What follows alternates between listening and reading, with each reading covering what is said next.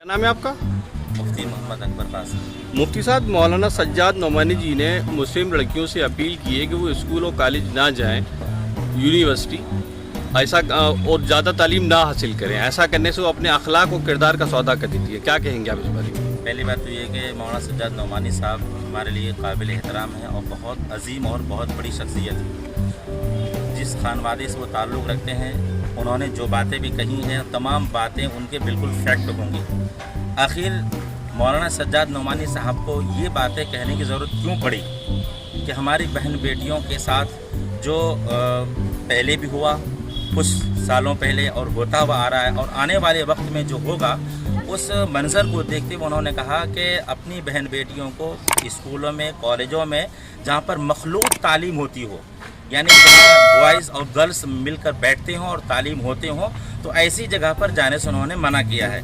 अब अगर मौलाना सज्जाद नोमानी साहब के इस बयान को और इस स्पीच को तोड़ मड़ोड़ करके पेश किया जाए कि मौलाना सज्जाद नोमानी अपनी बहन बेटियों को आला तालीम दिलवाना नहीं चाहते हैं या उनको ज़्यादा तालीम दिलवाना नहीं चाहते हैं, ये उनकी थिंकिंग की बात है, उनकी सोच की बात है। बात तो एक होती है, लेकिन सोचने वाले का अलग अलग डिफरेंट होता है। इसलिए मौलाना सज्जाद नोमानी की गुफ्तगू को या उनकी स्पीच को तोड़ मड़ोड़ करके ना पेश किया जाए, बल्कि उनके बैक को देखा जाए आखिर किस वजह से इन्होंने ऐसा कहा है, और अगर कहा है तो उस पर हम रद्द अमल क्या होना चाहिए।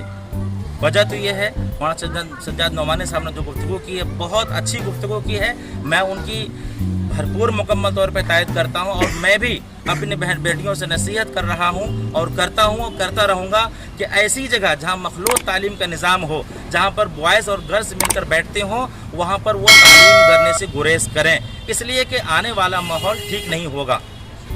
शरीयत में क्या किसी तरह की कोई पाबंदी है मुस्लिम महिलाओं को पढ़ने के लिए? नहीं, शरीयत में ऐसी कोई पाबंदी नहीं है। दुनियावी जो तालीम है एक हुनर है और हुनर को सीखने के लिए कोई पाबंदी नहीं है, बल्कि सबसे जो पहली तालीम है वो मज़हब इस्लाम कहता है कि अपने मतलब कुरान की तालीम को पहले सीखो। माँ बाप भाई बहन अपने पड़ोसियों को कैसे उनके साथ हुस्न सलूक करना चाहिए, पहले मज़हब इस्लाम इसकी तालीम देता है। उसके बाद कहता है कि अगर आप चाहो तो हुनर भी हासिल कर सकते हो, IAS IPS या DM कलेक्टर प्रोफेसर कुछ भी, एनीवे कुछ भी आप हासिल कर सकते हैं, इसमें कोई रुकावट पाबंदी नहीं है। लेकिन अगर ऐसी सिचुएशन आ जाए जो इस सिचुएशन अभी हमारे और आपके सामने में है कि हमारी बहन बेटियों को उसका शिकार बनाया जाता है, और लड़कियां और बहन बेटियां जो होती है बहुत कमज़ोर दिल की होती है और उनको मतलब मुख्तलिफ़ तरीके की रंगीनियाँ दिखा करके उनको मतलब बहला फुसला करके उनको मिसगाइड किया जा रहा है, उनका मिसयूज़ हो रहा है। तो इसलिए मौलाना सज्जाद नोमानी साहब ने रोकने के लिए अपने बहन बेटियों से अपील की है। जैसे कि और यूनिवर्सिटी और कॉलेज में सभी धर्म के लोग पढ़ते हैं, उसके लिए आप क्या कहना चाहेंगे?